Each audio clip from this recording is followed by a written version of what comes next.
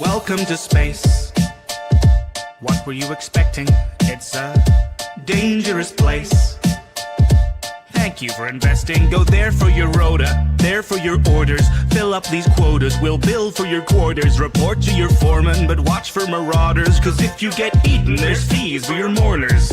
Prosperity's there in the care of magnates. In halcyon heaven away. Did you think it was supposed to look like the poster? It mostly does, oh, if you'd only read closer. Just 10 short years to a new frontier. Snooze as you cruise and you'll wake up here. You've been trapped in that ship for an awful long time, so perhaps you have simply forgot what you signed. Oh, honestly, did you not read the colony policy that defined you as company property?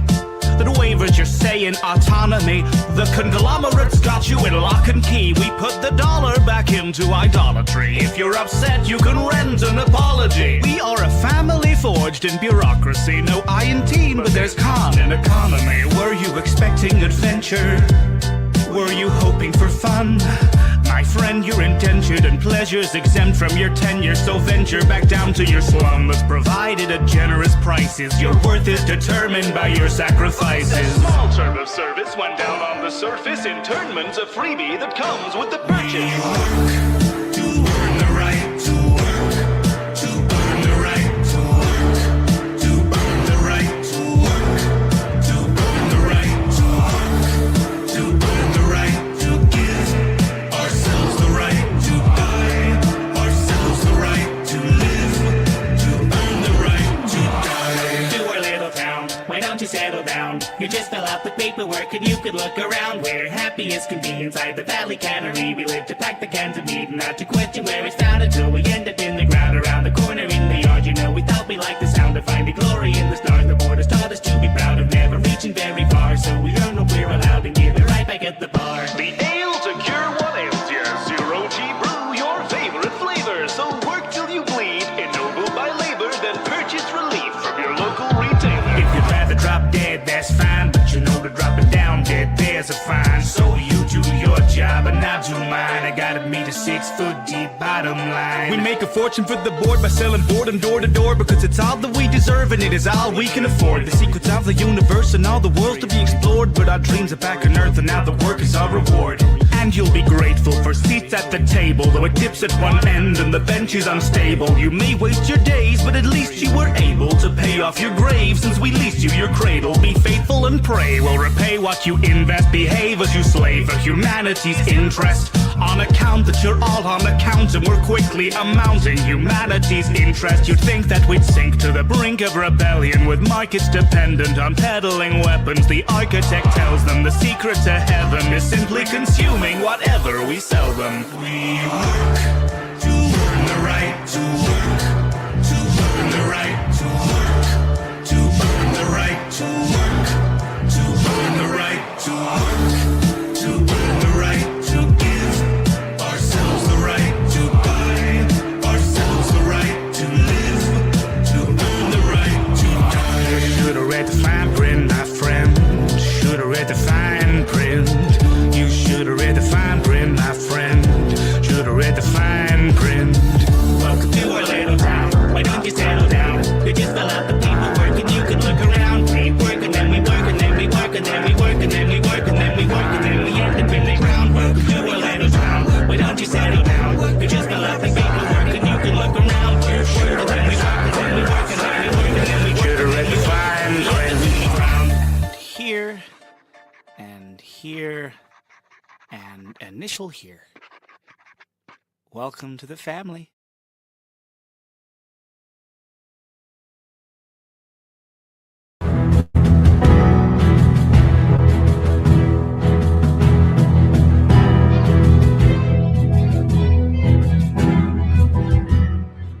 The Chronicles of Picklestan.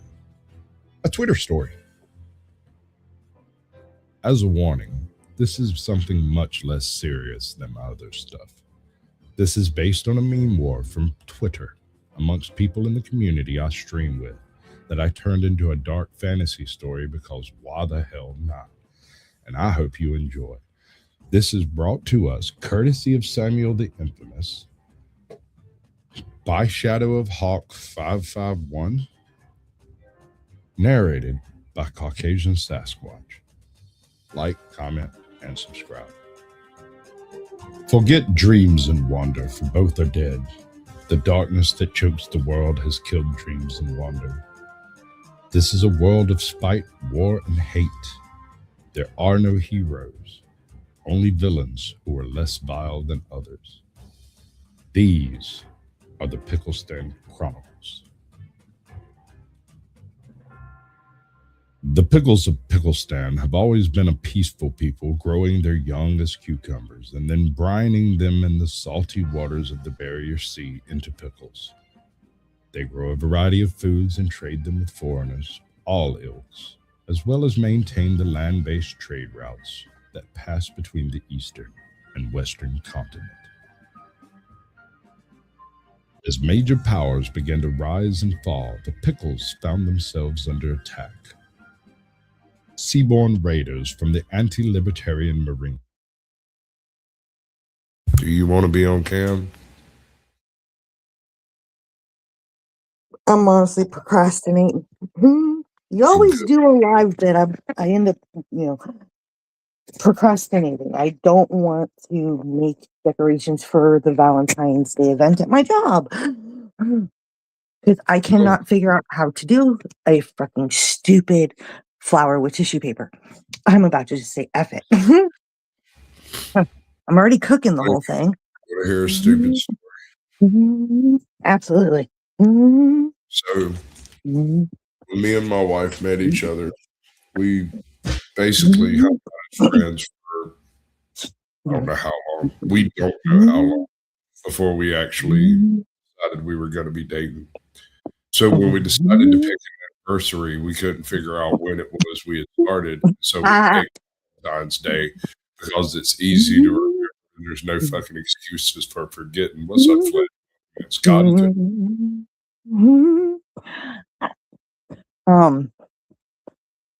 That it is a really easy one, and if you lived near me, I'd say come up to the restaurant. You want to know what our what the special is that I designed the whole thing, and I know you like your steak.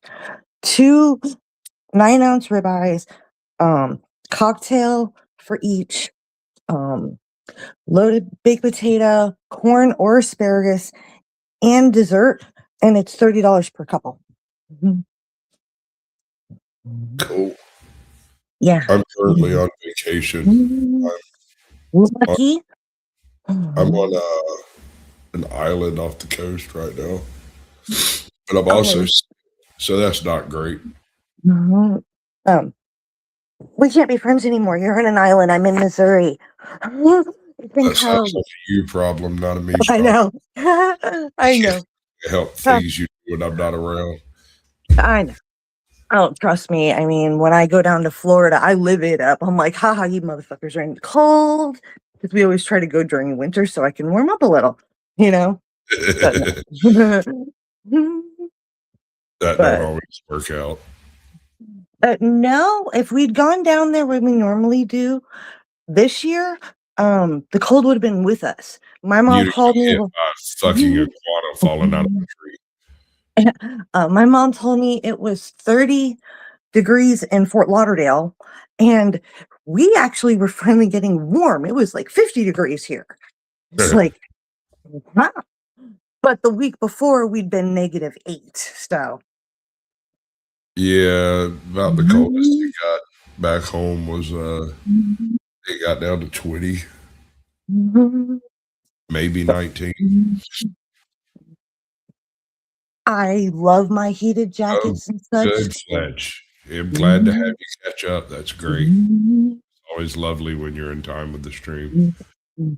So curious, what's your opinion on the whole tiny house thing? Because I actually want one. So I saw that was on your thing. So. I've got a buddy of mine named Mandatory Carey. Hello, people. Anyway, he's doing a thing called a pod house. If you can think about one of those little tiny Japanese hotel rooms, right? The idea of it being that you can place these in various public spaces and What's the YouTuber's name? Because I actually think I watched some of his. If uh, it like the he name of builds the them. channel. No, he's not Oh, building. He's trying to oh. find investment to do this thing. Mhm, But the channel that he's doing it with is mhm, Lighthouse mhm. Pond Homes, I think. Okay. Because there's Lighthouse. this one YouTuber that makes them like on the outside it looks like a dumpster or something, and he'll bring it to like next to a McDonald's to see how long he can stay there until he gets caught. You know, stuff like that. Mhm. That's why I thought maybe it was the same person. Mhm. So you're making lasagna for dinner? We're trying to. We seem to be Mhm. failing to make lasagna for dinner. Is what seems Okay. happening. What's up, Why? Why are brother? you failing? What's going on here, Adam? It's an unfamiliar oven, Mhm. and everything we do that to try to adjust the Mhm. time turns it off, and we can't tell. Uh, so it's the oven itself at the hotel? Well, Mhm. it's me. Uh, Like I'm yeah. the moron. It is totally an ID10 error. Mhm. I see. So is it okay, we're on vacation anyway, so let's just go out to eat kind of thing at this point? No, I'm gonna figure it out. I am not a moron. I have it figured out now. I just have to give it another 15 minutes for it to actually cook. Ah, so it was al dente. Your mama. Sorry, raised by a chef, went to culinary school. I know all the stupid proper terms. Sure, I do too, but I don't have to participate in illusions. Just just like I tell people, "Oh, you want your steak cooked well done?" I'm sorry, I don't need that negativity in my life. Right? I'm sorry, we can't be friends anymore. Yeah.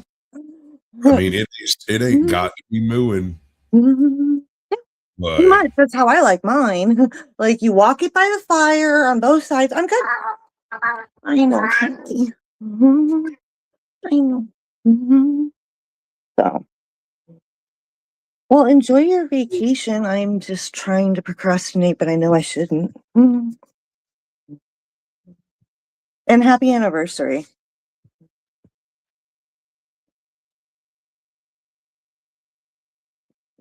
Mhm.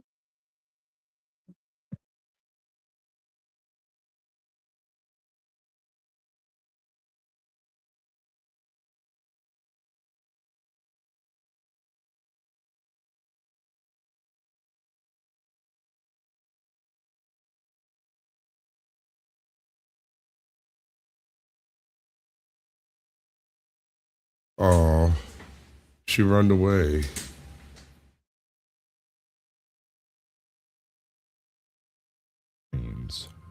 Swamp living witches and heathens coming up from the south, and savage blonde haired men with fur pelts and cowhide shields coming up from the lowlands to their southeast.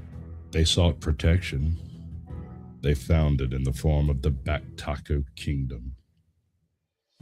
The Pickles, having no real theology before this, began to praise the king of Back Taco Kingdom, Dermy Wormy, as their defender and savior.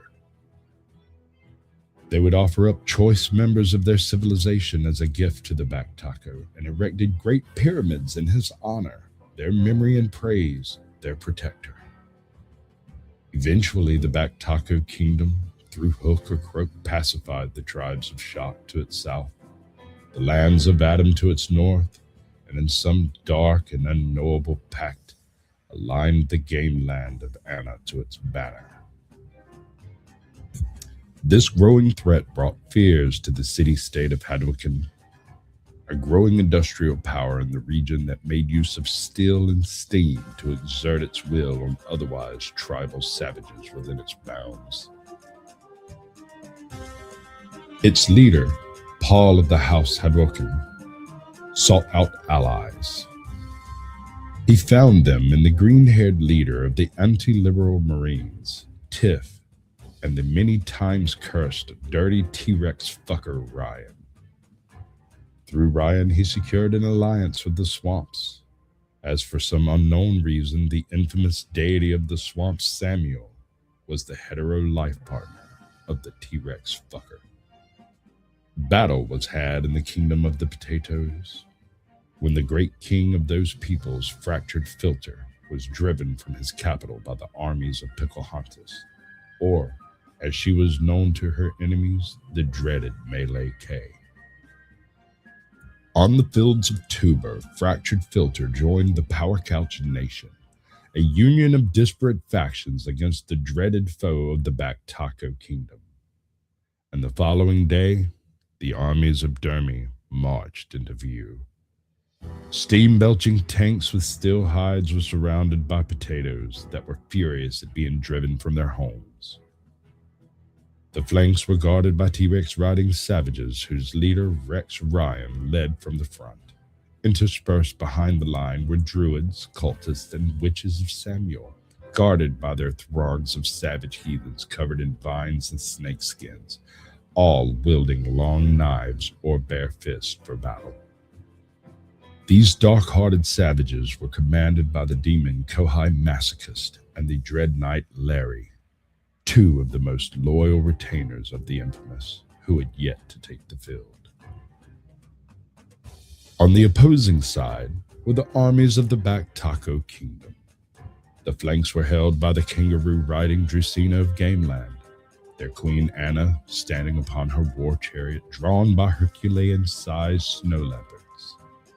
Beside the flanks forming the bullhorns, their people were so known for, were the tribes of Shock, men with skin only slightly less white than those of the Gameland, with hair blonde like gold and armor and shields of thick animal hides from the beasts they hunt and butchered in the lowlands of Shock.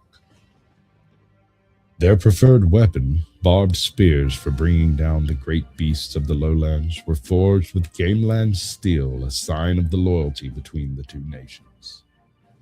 And for a reason unknown to the king of the Back Tacos, the warriors of Shock would stink of the mint leaf. The core of the army were the oppressed peoples that had been broken under the Back Taco. Tribesmen who only knew how to work iron and bronze. Adams, a race of identical-looking men that reproduced by sporing, who refused to bow to Dermy, were thrown either to the Back Taco or to the war effort. The Adams were as endless as their suffering. And most numerous were the Pickles, a people who had no knowledge of warfare, yet made grand fodder for their numbers. Those that were war slaves were ones that had spoken against the Back Taco, and they were to be used as arrow fodder by Pocahontas in the name of the Back Taco. The core around the Back Taco King Dermy were dressed in lamellar armor of a variety of colors, with great two-handed curved blades, or arquebuses of a far northern make, at the ready. Voodoo helms and demon masks hid their faces as banners strapped to their backs bearing their clan's crest billowed in the winds. And at the center of it all, raised upon a foul and gross temple throne, was the Back Taco King himself, Dermy Wormy. His foulness unrivaled, his obesity unequaled, the wails of 1,000 victims cried out from his Back Taco as he stared evilly upon the war that was to be had in his name. The field held its breath. A light dew coating the ground as two hosts stared each other down. The T-Rexes were the first to break the silence, the stink of ruse in their nostrils. They roared, and with their call, the Rangers of Requiem roared with their beasts. Rushing forward like great predators, they fought alongside in pawn. The Ruish Drusina feigned a withdrawal towards the horns of Shock. But the Rex of Requiem knew this was a trap, for he had seen the warriors of Shock lay low great beasts in his traveling days. He clicked his heels into the flank of his mount, Rexy, and she roared to her fellow Rexes, who obeyed and backed away from the trap. The tribesmen of Shock, seeing this withdrawal as a sign of weakness in their beasts, broke ranks and surged forward, bellowing and screaming. Their warlord, Shaka Zulu, could not rein them in, instead bidding for his close friend Anna to join him in the charge. Half of Dermy's army was surging towards the lines of the power couch. The tanks of the Hadouken were the first to spill blood that day. A staccato of machine gun fire sounded out against the screams of the Shock and tore into the maddened hordes by the dozens. Cannons meant to break through stone walls fired as mortars at the rude Drazinos, sending the bodies of Man, Rue, and Joey into the air as a bloody mess. Then the magics of the swamps came into range. Benedictions to Samuel or prayers to the spirits of the earth and sky were sung and screamed. Eldritch lightnings fell from the outer dark as the very ground rose against the charging clans. Kohai was about to unleash her dread power when the head of a druid near her exploded and thunder sounded from the east. Gameland sharpshooters, guided by Pickles, who had spent many seasons in the Potato Kingdom as farmers and traders, had set themselves up in the perfect place to target the mage core. The magic was ceased as the denizens of the swamps fled behind and beside the tanks for cover. The Rexes upon the right flank, bitten by bullets that hurt like gnats to the great beasts, but were lethal for their riders and rangers, charged at the sharpshooters and were pulled out of position. The Rexes on the left flank, led by Rex Ryan, charged forward into the suppressed hordes of the Shock, confident that the beast hunters could be broken by his army of beasts. But amongst the grasses, Picklehontus's partisans of premier Pickle Pathfinders were waiting with rope and wire. They charged unseen until it was too late at the legs and the feet of the Rexes and the men that ran alongside them, tripping them, tumbling them, felling them. And then the Shock entered javelin range. Barbed spears flew screaming into the air. The scent of copper joined that of mint as the metal tips bit deep into the flesh of man and grounded avian. Rex Ryan upon Rexy was not deterred, nor perturbed by the ambush and failed charge. His long sword swung violently from the back of Rexy, him hanging only by bungee rope as he swung from her back at the foe, hacking warriors of Shock as she fed upon the blood and brine of their foe. On the right flank, without the Rexes to provide support, the snakeskin-wearing heathens of Samuel were overridden by Rue-riding Drusina, whose beast kicked them back into their allies, only to be speared by the lances of Drusina upon their back. And the Shocks joined as vigorously. Javelins flew through the air into the effectively unarmored heathens. But these were not sane men who would fall into a gibbering wreck from such a lethal attack. They were madmen of the swamps, those who had seen the face of Samuel in their dreams. They were mad, pain held no form over them. They countercharged into the Shock tribes without any fear of death, for their minds were broken. Shaka Zulu joined proper with his elites, surprised at the countercharge against the forces of his and his friends' mighty army. Anna herself committed her chariot and leopards, trampling the heathens as her cats played with them, their claws and twisted minds being the only thing to elicit screams from the maddened cultists.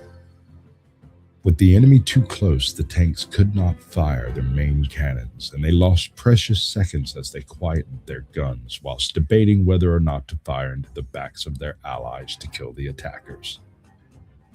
The Knight Larry took the initiative, charging into the battle flanked by screaming reserves of Zealot Dark Paladins, and angry potatoes bolstering the forces of the heathens who had effectively stabilized the line against the Shock warriors and driven off the Drusina completely. As Anna commanded her forces to pull away, their advantage of momentum lost, to reorganize for a second charge. Within the command bunker, President General Paul of the Great and Glorious House Hadouken watched the battlefield shift and move on his battle map, his aides and spotters moving pieces to represent up-to-date information. Comms using simplistic line-of-sight radios were seen as the radio operators coordinated the crews of the tanks. Many were running low on ammunition and would need to cycle out to resupply, but doing so would leave many magic users exposed. Reports of how the T-Rexes and their supporting warriors on the left flank were nearly gone. The enslaved masses of the Back Taco Kingdom were driven forward with whips by Yaris and Noticus demon-masked taskmasters. Despite the woe for the power couch, there was enough room for Rex Ryan to rally his T-Rex riders and his rangers into something of a formation. Withdrawing at this juncture would expose their flanks and rear. They were not disciplined enough to back away controlled, so he committed to facing down the slave army. Arquebuses shrieked from the lines of Back Taco. As Rexy ran forward, her skull strong enough to shatter the tallest and oldest of redwoods to splinters, soaking up lead that intended to dig into her flesh and lay her low. Ryan was protected by her skull, and when they arrived at the enemy line, he swung along her side and began swinging his blade against the slave soldiers that surrounded him. Rexy dined upon the flesh, bronze and iron breaking upon her hide, brine and blood staining her teeth and clawed feet. Rangers of the Requiem joined the fray, and Rex's too.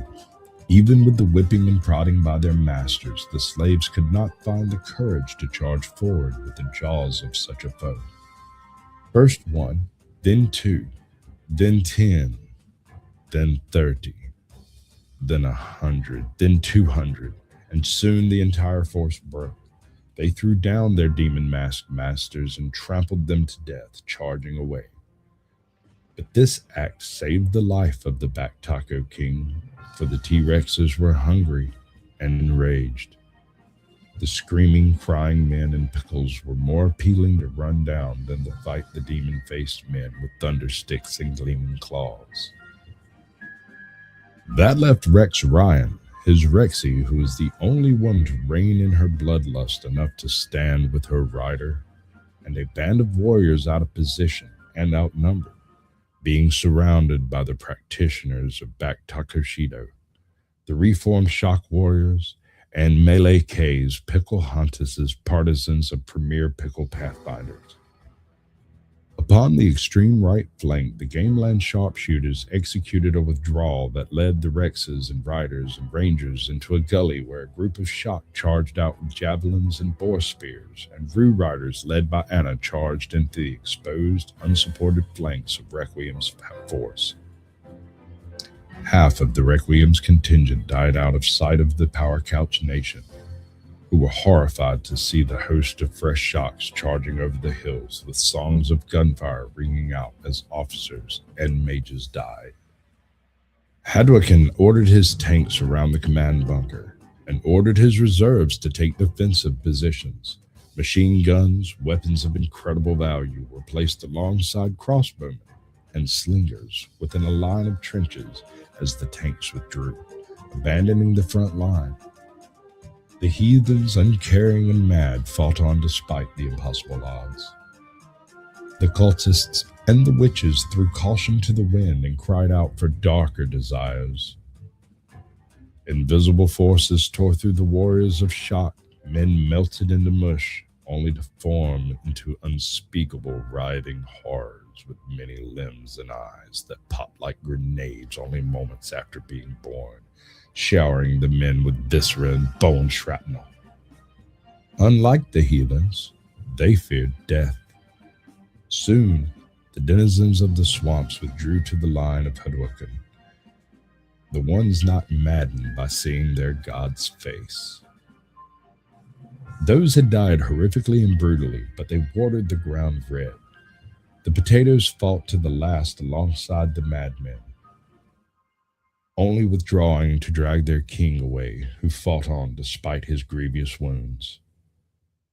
The armies of the Power Couch had been segmented and torn apart, and as they readied for their final deaths, separated and alone, Dermy stood tall, his impossible bulk thundering against the base of his throne as he spoke. He offered mercy so long as the leaders of this foolish opposition submitted to the backtalker. 1,000,000 voices cried out not to take the offer, to fight and resist and not believe his lies. He silenced them in an act too horrific to describe. But it was this act, this attempt at silencing the truth, that bid the Rex of Requiem to cry out, "Fuck you, Dermy, you fat fuck." And he and Rexy and his riders and his rangers resisted the foe, fighting as though hell itself was at their backs. They fought the shop and the warriors of Back Takoshido and the partisans of Pocahontas. Then the skies boiled and blackened, and the air lost its sweetness. A horrific, indescribable horror descended from above, a body of endless tendrils gathering around a hooded face, a face hidden in blackness. Upon the hood was a beanie with a middle finger sewn on, the symbol of the infamous. And he spake, his voice not corporal, but appearing in the mind of every living thing upon the battlefield. Save your breath. Full screen. Well, I say every day, it's a getting closer to taking a bath with my fucking toaster.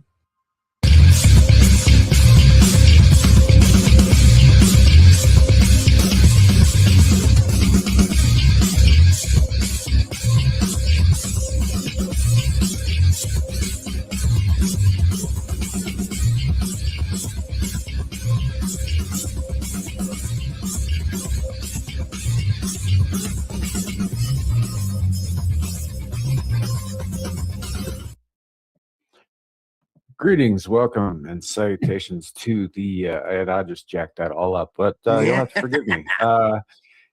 76th episode of Screaming Into the Void, where we talk about whatever the hell we feel like. My apologies for the lateness, folks. That was on me. I only recently got the link set up because I slept all day and almost didn't wake up in time for this, so here we are. But joining me today, we have Ryan. Hi, I'm Ryan. I'm the Dirty Rex fucker, and I'm streaming from my phone. And from Gal's face, I sound super gay. Okay. To the enemies of the Power Couch, a horde of horrific and impossible shrieks sounded from the void. Not in their minds. A real sound, one that shook the world and could be heard as far away as Pickleston. But it left the Power Couch unharmed, and they responded violently. The Requiem broke free and withdrew. The heathens of Samuel rose from their wounds and fought on with their God in sight, and the Hadouken Tank Corps rearmed, rejoined the fighting, and battered and broke the shock in Gamelin Dracena. Dermy looked upon his shattered army and fled before the sight of his defeat. But he knew if he returned home, he could raise a new army, a greater army. He would break the Power Couch beneath his back taco. Then he saw it, a forest of masts upon the sea. The green-haired anti-liberal had led her fleet of marines and sailors against the capital of the Potato Kingdom. His reserves had been surprised and destroyed. The anti-liberals had established a carronade upon its walls of the fortress city and garrisoned it with fresh fighters. The Back Taco King knew he had been bested, and so he called for a truce. He was to return to the east and never cross over into the west. He was to relinquish his authority of his vassals and allow any of the people who sought freedom their freedom. The Adams and many other tribes cried tears of joy at this. Picklestan was split in two to allow a buffer state, as the Pickles themselves were still loyal to Dermy. The western half became Pickle Crane, an unofficial member of the Power Couch Nation and a protectorate of the Potato Kingdom. The city of Weeb was given over to the anti-liberal Marines, severing the trade of weapons and armor from the Weebish River to the peoples of the Back Taco. It was a horrific and humiliating defeat for the Back Taco, but it was not the end. For whilst Dermy was battered, he was not broken, and a million voices still cried out from within the Back Taco as he plotted his next return.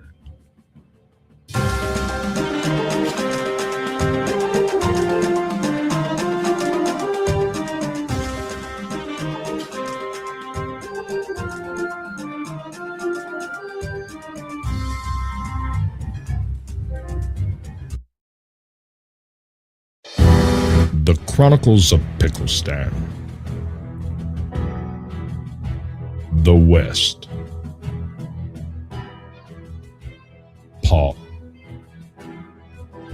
The South was a frozen hellscape that no civilized man could live in. That must be why the men of the United Kingdom of the Swift lived there, for no civilized man would worship a thing as vile as the Swift. Nor, for that matter, would a civilized man put up with the chill of the South. Paul was no stranger to the snowy winters. He had written songs to be sung whilst people played snow wars, or a family bundled up during a blizzard. But this was something different, an eternal winter without the comforts of a steam generator to keep him warm, as he would in his home in the great city of Hadwortham. Oh, were he able to just sit there and work on his songs and plan the city's future. But no, the Pickles and that bastard Back Taco King had to make his life difficult.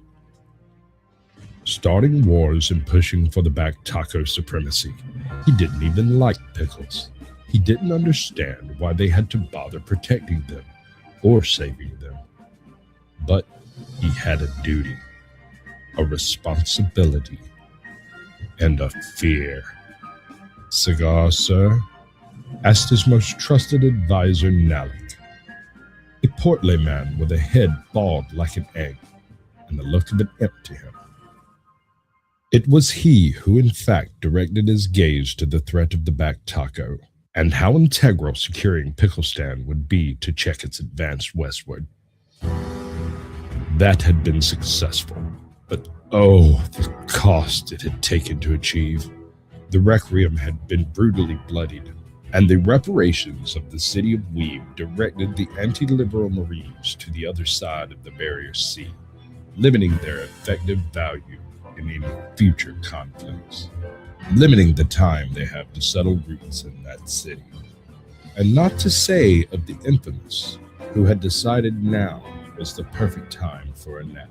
If the Back Taco Kingdom learned that the one who had single-handedly saved the lives of the kings of the West was now slumbering for who knows how long, the current affairs could worsen. His mind settled back to the cold of the South biting at his flesh and tearing into his bones, meant for warmer and fairer climes. He was here because he sought more allies, and he had been hopeful for the United Kingdoms behind Kinzo the Swift Lover as allies. There were many tribes gathered behind a single principle: survive the storms.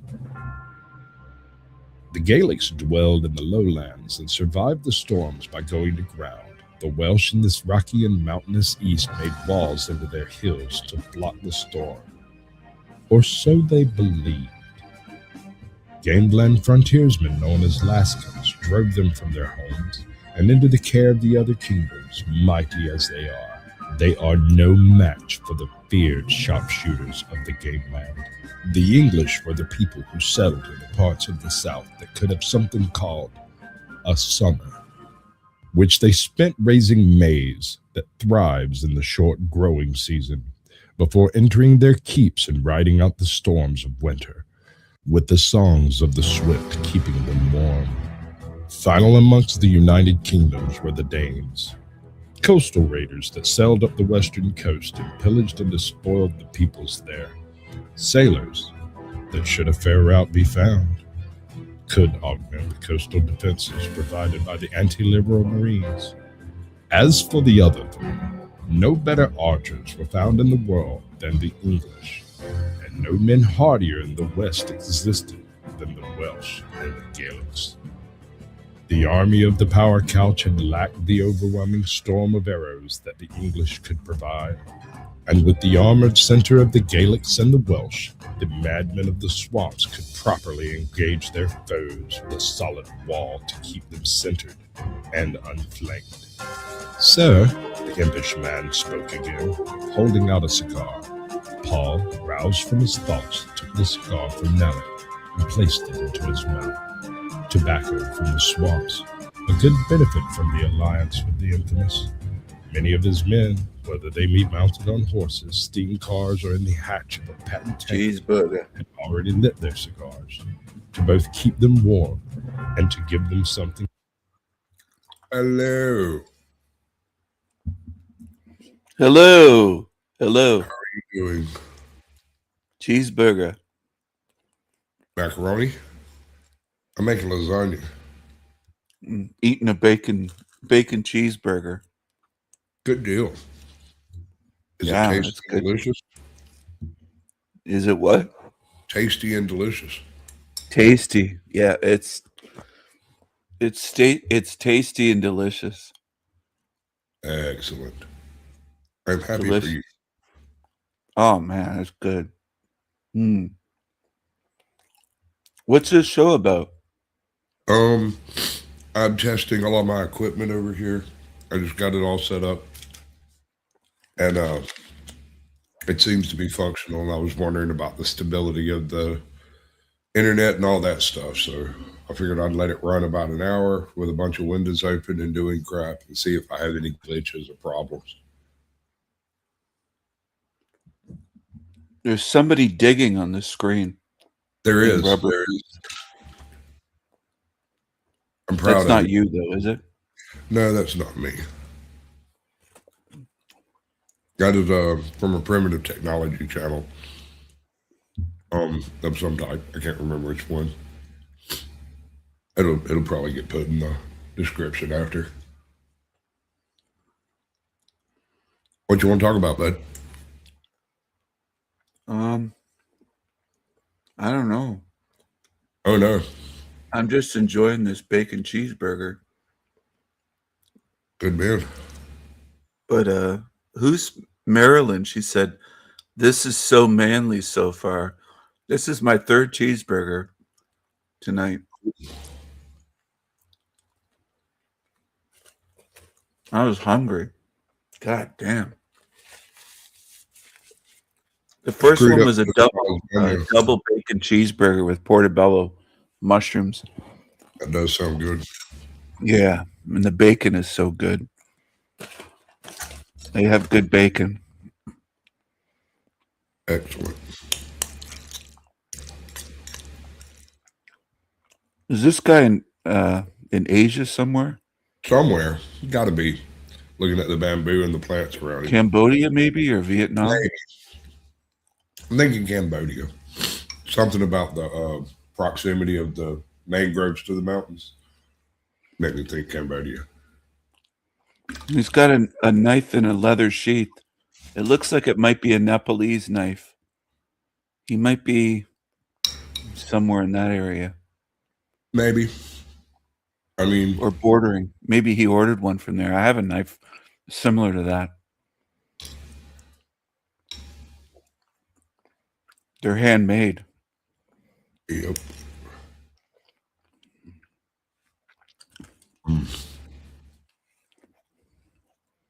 It's hard to beat a good lasagna, man.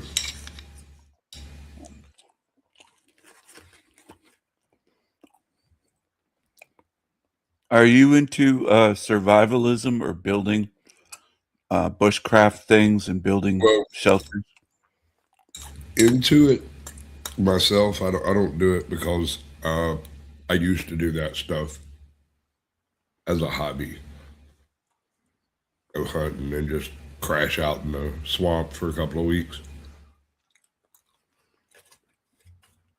And then I realized people called that homeless. I was like, wait a second. What did you eat out in the swamp? Like, what would you catch?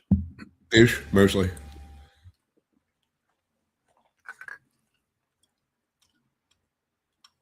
Almost exclusively.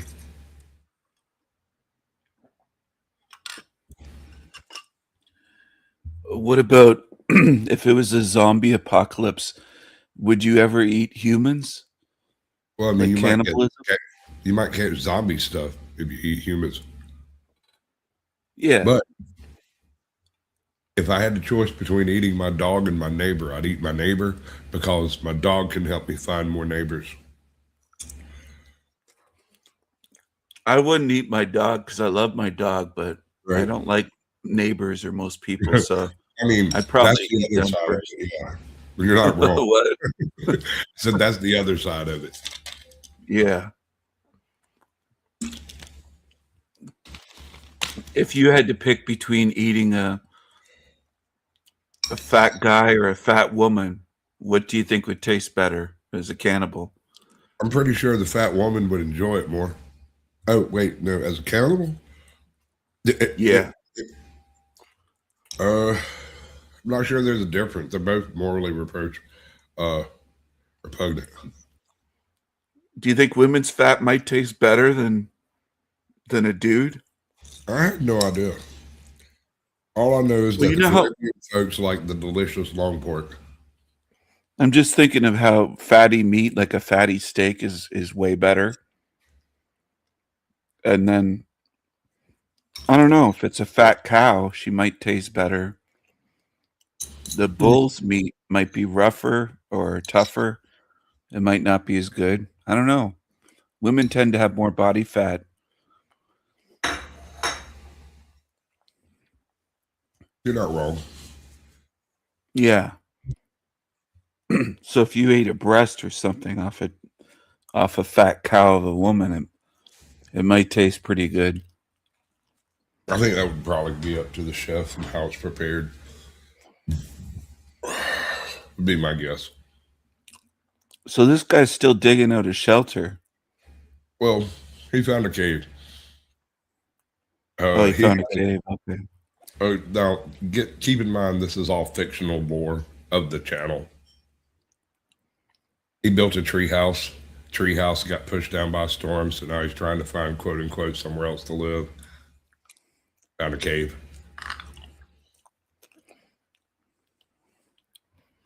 I see. Well, over there in Asia, those Orientals will eat snakes and weird shit out of the jungle. Sure. And I don't know how weird it is to eat stuff from, your environment. I mean, would I choose to eat a snake? I mean, if I had a limited menu, maybe, but there's fish everywhere, bro. Yeah, I think I'd rather have a fish than a snake head, or they have like snake head soup or something where it's like the heads of the snakes are just still No, boiled, snakehead, actually, hold on. Snakehead soup is made of the snakehead fish. It's a fish soup. Oh, okay. It looks like a snake though, the fish. Yeah, I think so. When you boil it down, I think it does. Nasty looking fish. Mm-hmm.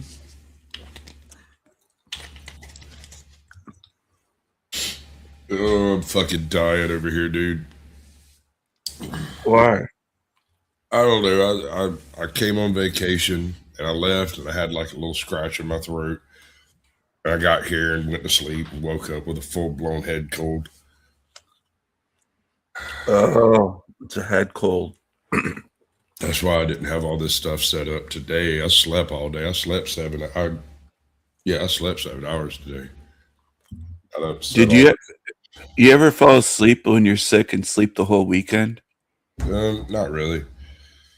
I've got back issues. I can't sleep, but for about 5 hours, I got to get up and move around. That was true As even a back kid, one time, then. I fell asleep. We went to our grandparents' cottage, and I was feeling sick, and I slept the whole weekend. Now, I woke up, and I was like, "We're going home," and they put me in the car, and I was like, "What?" I missed the whole weekend. I was asleep the whole time. now, when I got the coof back in the day, I got like a really nasty chest cold. I didn't think nothing about it, and felt like crap. I went to bed and woke up the next morning. I still felt like crap, and I went and took a shower, and I was wrapped up in a towel with a robe like on, but not like with my arms in it. I just had it draped over my shoulders. And I sat down on the chair, fell asleep. I slept for at least 24 hours straight.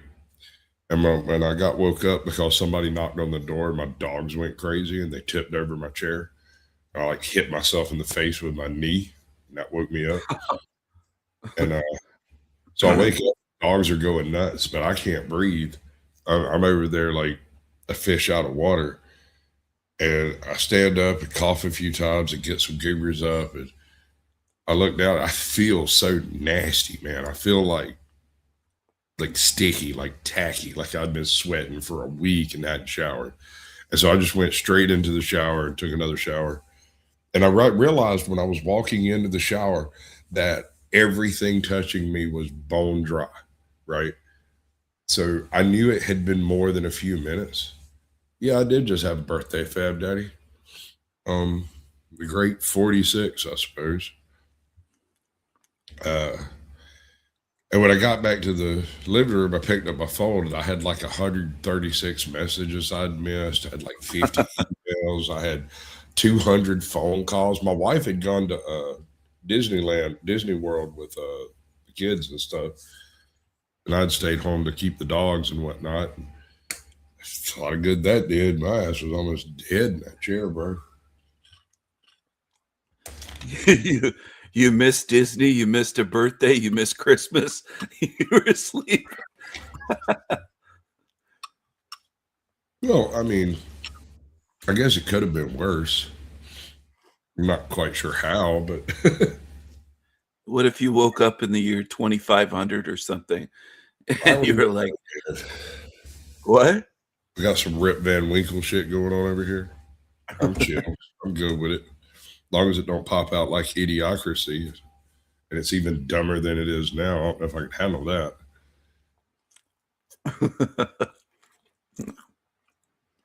And you got to admit, things are pretty dumb right now. Yeah. That's true.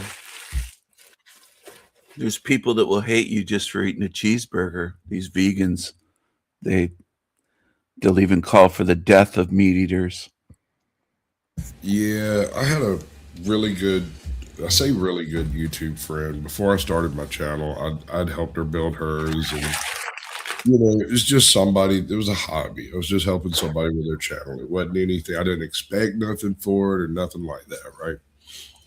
And when she got into live streaming, I had just started my new channel and I went, you know, hit her up on her email, let her know who I was, and I popped up on panel. And we were talking about things that she would do if she was like king of the universe or whatever. She was like, the very first thing I would do is gene edit meat proteins into beans.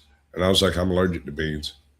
And she just went dead silent. I was like, yeah, you're advocating for my absolute murder. And it's right out the box. I'm not sure how I feel about that. She's like, well, and I said, well, what do you do with me? Do I just not get to eat? Do I have to just hunt for my food? Do I get rats? Like, what do I get? What can I eat? Yeah.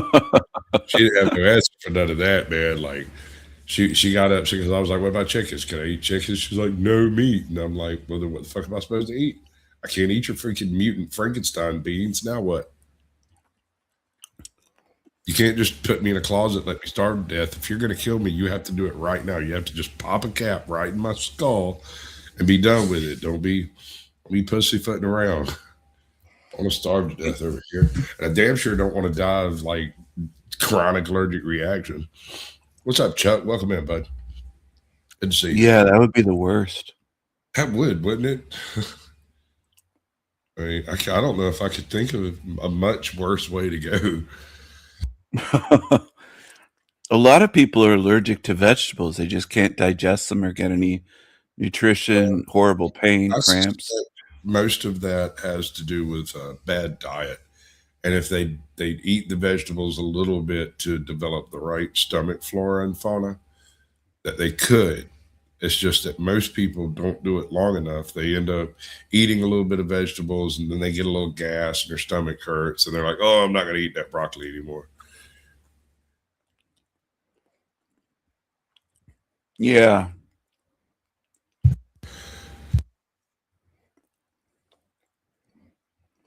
Did you get kicked from Untethered tonight? Is he streaming tonight? That's crazy, Fab Daddy. How you piss him off? I could guess. You disagreed with him, right? God, I want him to meet Jack Talcott. I think him and Jack Talcott would have a goodly long conversation. I think. Who? Untethered Live.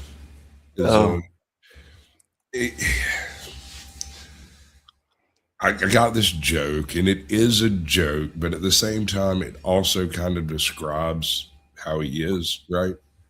But he's basically a young Earth Christian scientist evangelist on YouTube. So make of that what you will. Oh, young Earth. Yeah. Yeah. He thinks okay. 6,800 and something years old or something. And that limits an awful lot of conversations. Does that guy know that Jack Talcott is the second coming of Jesus, according to Jack? It's like I have tried to introduce them on a couple of occasions, and it's like they can sense each other coming.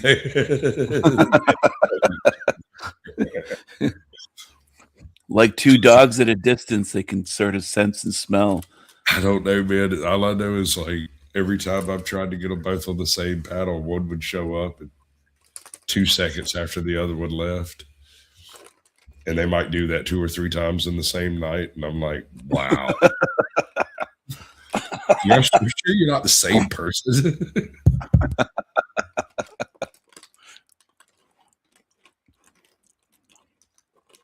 That's kind of a touchy subject for Jack now. He doesn't want to really admit that he used to say that he's the second coming of Jesus. Somebody brought it up that he texted his own mother telling her that and showed the text at one point. So his mom, Jack's mom, thinks he's nuts. I don't speak on people's family in general. And I ain't got nothing against Jack at all. I'm in the South and we have revivalists everywhere, bro. Like, so he doesn't seem as unusual to me as he seems to appear to others. Does that make sense? Yeah, a little bit. I don't have any problem with him. I kind of like his mom too. She's not that bad. Mama Cot. That's you sharing something, right? Yeah. That's Mama Cot. I'm not doing it, dude. I'm not doing it. I like Jack. People have seen it on my shows. It's Mama Cot. I went on his show one time as Mama Cot, and I did a voice, and I called him out and said, "Why haven't you called me?" He thought he was having a Norman Bates moment. He said it was so funny. He looked like he was reacting to his own mother. I think I'm going to drink a half bottle of NyQuil and just go to bed. I don't know, man. It's not worth it. It just doesn't seem worth it right now. I mean, my whole head, though, dude, like I feel like my head is full of bees. Just slimy. I tell you what, I told somebody earlier. They asked me how I was doing. I was like, "You ever been walking through a pine forest to see one of those yellow slime molds crawling across a limb on the floor? Yeah. I kind of feel like that limb. Oh. I mean, Oh, just damn. yeah, just kind of I don't know, thick.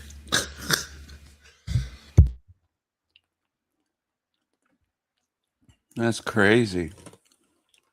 I don't even know how it happened. That's the thing that gets me is like when I left the house the other day, I was fine. I had a little bit of a headache behind my eyes, but I was fixing to be driving, and that's kind of stress kind of does that sometimes. So I didn't really think nothing much about it. I got about halfway here, about 3.5 hours in, popped me a couple of Tylenol, and the headache kind of eased up, but also kind of spread out, went down my neck, top of my shoulders and shit. As soon as I got here, I crashed out. I was about to sleep before I got here. I unpacked some shit and went to bed. Slept from then till 6 a.m. Got up, ate breakfast, and went back to sleep till noon. Got up, took some medicine, and went back to sleep till 6. So I ain't done a whole bunch since I've been here, but breathe. I had an Asian flu one time, and I just kept craving Chinese food when I was sick. That's terrible, dude. That's really I couldn't. If I felt better, I'd kick you out for that shit. Oh. Sheesh, man.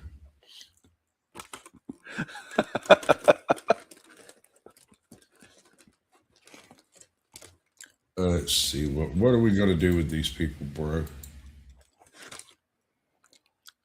Let's see if I can Is find Chuck some- still here? We got Fab Daddy. We got Fletch. Nah, Chuck's probably dipped. He was here 10 minutes ago, roughly. I wouldn't stick around and watch this trash either. I'll be honest. I've done. Like I said, it was a test. I'm running on like all Wi-Fi and new location and everything. One thing I'm gonna have to do. I'm gonna have to tear all this shit back apart and turn the table 90 degrees, put it back together. I don't have enough room. Oh no, it's not working. Why is it not working?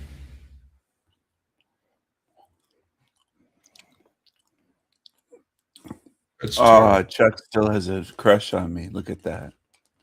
Oh yeah, he really does. You two should get together, try to make some beautiful babies or some shit. I don't know. Chucky.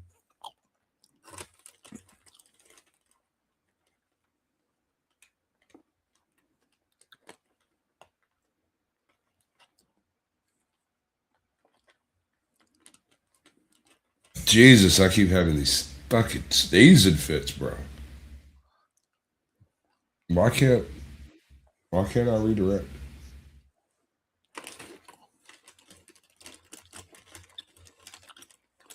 Oh, no. I don't know.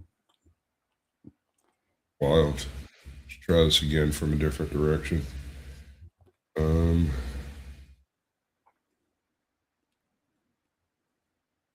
That's not working either. It's so strange. They must have moved it again. I hate it when they do that stuff. When they come in and they change freaking things in the studio. Hey, now we got a chance. Oh, this no. That's not it at all. I'll tell you what, y'all figure out where the hell to go, because I can't tell you. Right? Have fun. Remember, secret to life is to breathe. You gotta breathe. This one's for you, buddy. Nice.